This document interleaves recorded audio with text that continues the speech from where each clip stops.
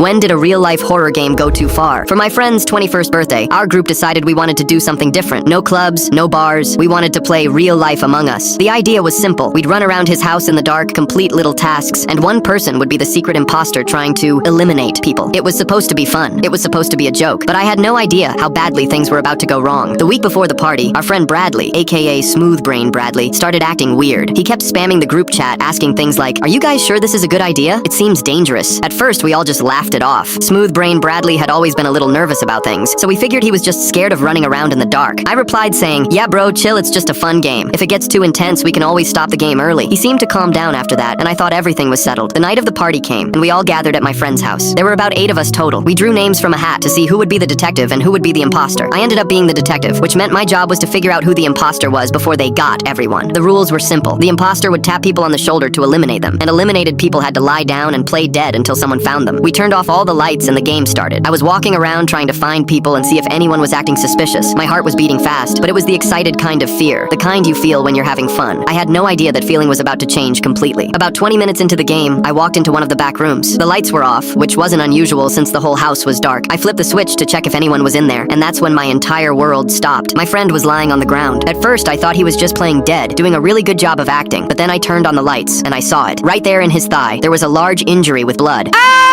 I screamed louder than I've ever screamed in my life. My hands were shaking so badly I could barely move, but I ripped my shirt off and pressed it against his leg as hard as I could. I was yelling for help, completely panicking, while one of my other friends ran in and called an ambulance. The next few minutes felt like hours. I kept pressure on the wound and kept telling my friend he was going to be okay, even though I had no idea if that was true. I was terrified. I didn't understand what had happened. I didn't understand how a stupid birthday game had turned into this nightmare. The ambulance came and took him to the hospital. We all piled into cars and followed. The whole drive there, nobody said a word. We were all in shock. When we finally got to the waiting room and heard he was stable, I felt like I could breathe again, but I still had one massive question burning in my mind. I turned to the group and asked what the hell happened. That's when Bradley stood up. His face was pale, but not with guilt, with frustration. He threw his hands in the air and yelled, "I told you guys this wasn't a good idea. What did you think would happen?" I stared at him. My brain couldn't process what he was saying. "Bradley, were you the imposter?" I asked slowly. He nodded. "Did you think we wanted the imposter to use a real knife?" He nodded again. "I guess some games just don't translate to real life."